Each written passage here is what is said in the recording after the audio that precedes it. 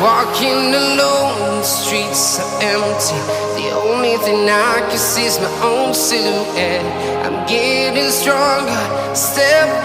Ini kita akan membahas tentang Kingdom Fungi. Nah, teman-teman, fungi atau jamur merupakan organisme eukariotik yang memiliki dinding sel, namun tidak mempunyai klorofil. Jadi, jamur yang kita lihat pada sisa potongan kayu bukan termasuk tumbuhan ya, tapi sebagian karakteristiknya dapat menyerupai tumbuhan atau hewan. Dan karena jenisnya yang banyak dan sifatnya yang unik, maka dia dikelompokkan dalam kingdom tersendiri. Untuk mengenalnya lebih dekat, yuk kita bahas ciri-ciri fungi atau jamur. Pertama, jamur memiliki bentuk yang beragam. Ada yang oval, berupa benang, dan memiliki tubuh buah berbentuk payung, mangkuk, bulat, dan lainnya. Kedua, ada yang tersusun atas satu sel atau uniseluler, dan ada yang memiliki banyak sel atau multiseluler. Jamur uniseluler berukuran mikroskopis, sangat kecil sehingga membutuhkan mikroskop untuk melihatnya. Jamur multiseluler ada yang berukuran mikroskopis dan ada juga yang berukuran makroskopis. Ciri selanjutnya, jamur merupakan organisme eukariotik yang memiliki membran inti dan organel-organel sel lainnya. Tubuh jamur dilindungi oleh zat kitin. Zat kitin merupakan lapisan utama pada dinding jamur yang berguna untuk memperkokoh tubuh jamur. Meski bentuknya mirip dengan tumbuhan, jamur tidak memiliki klorofil, sehingga jamur tidak bisa menghasilkan makanan sendiri. Oleh karena itu, jamur bersifat heterotrof. Ia dapat hidup dengan menyerap nutrisi dari organisme lainnya. Karakteristik jamur berikutnya adalah memiliki struktur tubuh berupa hifa, yaitu sel memanjang berupa benang. Susunan hifa terdiri dari hifa vegetatif yang berguna untuk menyerap makanan dan hifa generatif sebagai alat reproduksi untuk menghasilkan spora. Kumpulan hifa yang bercabang disebut miselium. Miselium vegetatif untuk menyerap makanan dan miselium generatif untuk menghasilkan spora. Sampai di sini teman-teman udah bisa mengenali jamur dengan keunikannya ya. Jika jamur harus bergantung pada organisme lain, bagaimana cara jamur hidup? Nah, kita tahu pada umumnya jamur dapat berkembang biak dengan baik pada lingkungan yang lembab dengan pH rendah. Jamur dapat memperoleh zat organik makanannya dengan 3 cara. Pertama, saprofit. Jamur akan mengambil zat organik dari sisa organisme mati atau bahan seperti pada roti. Jamur dengan sifat ini berperan sebagai dekomposer dalam ekosistem. Berikutnya, parasit. Jamur akan mengambil zat organik dari organisme hidup yang menjadi inangnya. Jenis jamur ini umumnya dikenal dengan jamur patogen atau penyebab penyakit. Terakhir, mutual. Jamur mengambil makanan dari organisme hidup tetapi saling menguntungkan, seperti pada jamur yang bersimbiosis dengan ganggang biru membentuk likens atau lumut kerak. Cara hidup jamur disesuaikan dengan struktur tubuh yang dimiliki oleh jamur. Secara umum, struktur tubuh jamur terdiri dari tudung atau kap jamur, lamela yang jika dipotong kecil di dalamnya terdapat hifa, inti sel, dan septa. Kemudian pada tangkai jamur ada cincin, stipe atau tangkai buah, volva, dan kumpulan cabang hifa atau miselium pada bagian bawah jamur. Selanjutnya, bagaimana cara jamur memperbanyak diri? Sebagai makhluk hidup uniseluler dan multiseluler, jamur memiliki 2 cara reproduksi, yaitu dengan cara vegetatif atau aseksual dan secara generatif atau seksual. Yuk kita bahas satu persatu. Pertama, reproduksi vegetatif atau aseksual. Pada jamur uniseluler akan membentuk kuncup atau tunas untuk menghasilkan keturunan. Sedangkan pada jamur multiseluler akan melakukan proses fragmentasi hifa sehingga potongan hifa yang jatuh pada lingkungan yang menguntungkan akan tumbuh menjadi jamur baru. Kemudian, jamur dapat menghasilkan spora aseksual berupa sporangiospora dan conidiospora yang memiliki sifat haploid. Reproduksi jamur secara seksual dimulai dengan cara penyatuan hifa atau singami yang terdiri dari proses plasmogami atau penyatuan plasma sel dan kariogami, penyatuan inti sel. Spora seksual yang dihasilkan secara singami dapat berupa zigospora, askospora, dan basidiospora. Nah, berdasarkan cara reproduksi seksualnya, jamur diklasifikasikan menjadi 4 divisi, yaitu askomikotina, basidiomikotina, deuteromikotina, dan zigomikotina. Bagaimana perbedaan keempat divisi tersebut? Kita akan membahasnya lebih detail. Kita mulai dari divisi zigomikotina. Divisi ini memiliki spora seksual berupa zigospora yang berdinding tebal pada masa istirahat, sehingga dapat bertahan pada kondisi kering selama berbulan-bulan. Hifa jamur ini bercabang tapi tidak bersekat atau zoenositik. Jadi, hifa pada jamur ada yang bersekat dan ada yang tidak bersekat ya. Divisi zigomikotina memiliki 3 tipe hifa, yaitu stolon, rhizoid, dan sporangiopor. Dapat kita lihat pada struktur zigomikotina berikut yang terdiri dari sporangium, sporangiofor, hifa rhizoid, dan hifa stolon. Reproduksi zigomikotina terdiri dari reproduksi aseksual dan seksual. Pada reproduksi aseksual, spora vegetatif yang dihasilkan oleh sporangium akan masak dan pecah, kemudian tumbuh menjadi miselium dan menjadi jamur baru. Sedangkan pada proses seksual dimulai dari hifa jantan dan betina yang berdekatan, membentuk gametangium yang mengandung banyak inti haploid, kemudian terjadi plasmogami, penyatuan plasma sel karena pecahnya dinding gametangium, dan diikuti proses kariogami, penyatuan inti sel, sehingga terbentuk zigot dan zigosporangium menghasilkan zigospora. Zigospora akan tumbuh menjadi hifa setelah melewati masa dormansi dan proses kembali berulang.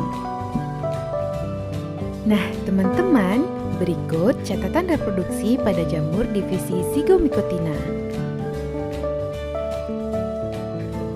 Contoh jamur pada divisi zigomikotina antara lain rhizopus yang mampu memecah amilum menjadi dextrosa, protein dan lemak dalam kedelai menjadi molekul yang lebih sederhana. Apabila rhizopus tumbuh pada makanan atau buah-buahan, dapat bersifat merugikan karena mengakibatkan pembusukan. Misalnya, Rhizopus stolonifer, jamur roti, Rhizopus oligosporus, dan Rhizopus oryzae yang merupakan jamur pada tempe. Selain Rhizopus, juga ada Mucormucedo sebagai pengurai kotoran ternak, Beveria bassiana pengendali hama alami, dan Pilobolus sebagai pengurai kotoran hewan. Divisi fungi berikutnya adalah Ascomycotina. Divisi ini memiliki jamur dengan hifa bersekat dan berinti banyak, bersifat saprofit dan parasit, menghasilkan spora dalam askus atau askospora. Setiap askus mengandung 8 spora dan askus-askus yang berkumpul akan membentuk askokap. Bentuk-bentuk askokap pada Ascomycotina antara lain apotesium, askokap berbentuk mangkuk atau cawan, peritesium berbentuk seperti botol berleher yang terdapat lubang osteolum, Cleistotesium berbentuk bola, dan askus tanpa askokap. Proses reproduksi Ascomycotina. Secara aseksual, Ascomycotina uniseluler bereproduksi dengan membentuk tunas, sedangkan multiseluler dengan cara fragmentasi miselium dan pembentukan conidiospora. Sedangkan secara seksual, Ascomycotina uniseluler dengan cara konjugasi dan multiseluler dengan cara singami. Dimulai dari askospora tumbuh menjadi hifa, kemudian bercabang membentuk miselium. Ujung miselium berubah fungsi menjadi askogonium atau oogonium dan anteridium yang berpasangan. Kemudian terjadi plasmogami dan kariogami melalui trikogin, sehingga terbentuk nukleus diploid atau zigot. Nukleus diploid mengalami meiosis menghasilkan 4 sel haploid yang akan mengalami mitosis dan menghasilkan 8 askospora yang akan tumbuh menjadi hifa baru dan proses kembali berulang. Berikut catatan reproduksi pada jamur divisi Ascomycotina. Beberapa contoh dan peranan Ascomycotina antara lain Saccharomyces cerevisiae untuk pembuatan tapai dan roti, Penicillium notatum menghasilkan antibiotik, dan Neurospora crassa untuk membuat oncom merah dan ampas tahu. Divisi berikutnya, Basidiomycotina. Basidiomycotina merupakan jamur multiseluler dan berukuran makroskopis. Struktur tubuhnya terdiri dari pileus, lamella, annulus, stipe, volva, dan miselium. Memiliki hifa bersekat, bersifat saprofit pada serasah daun, merang padi, atau batang pohon yang mati, serta ada yang parasit pada tumbuhan dan manusia. Mempunyai badan buah yang disebut basidiokarp, yaitu tempat pembentukan basidium. Basidium merupakan tempat terbentuknya spora. Bentuk basidiokarp bermacam-macam, seperti payung, kuping, atau setengah lingkaran. Reproduksi Basidiomycotina secara aseksual dengan membentuk konidia, secara seksual dengan cara singami melalui basidiospora. Hifa positif dan hifa negatif mendekat dan terjadi plasmogami, sehingga terbentuk hifa dengan 2 inti haploid. Hifa tersebut tumbuh menjadi miselium sekunder dan ujung miselium tersebut berkembang menjadi basidium. Terjadi kariogami atau penyatuan 2 inti haploid menjadi 2N. Setelah itu terbentuk 4 tonjolan pada ujung basidium yang disebut sterigma. Inti diploid membelah secara meiosis menjadi 4 inti haploid dan bergerak menuju sterigma membentuk basidiospora. Basidiospora akan tumbuh menjadi hifa bersekat. Dan ini adalah catatan reproduksi pada jamur divisi Basidiomycotina. Contoh jamur divisi Basidiomycotina antara lain Volvariella volvaceae, Auricularia polytricha, dan Pleurotus, yang semuanya dapat diolah menjadi makanan. Selain dapat dimanfaatkan, beberapa contoh jamur Basidiomycotina juga ada yang merugikan tumbuhan, seperti Exobasidium vexans, parasit pada daun teh, Ustilagos citamine, parasit pada tebu dan jagung, dan Puccinia aracidis, menjadi parasit pada tanaman kacang. Divisi terakhir adalah Deuteromycotina. Kelompok jamur ini memiliki hifa yang bersekat-sekat, umumnya berukuran mikroskopis. Selain itu, hidupnya berlangsung secara saprofit pada sisa makanan dan juga bersifat parasit yang dapat menyebabkan penyakit pada manusia, ternak, dan juga tanaman.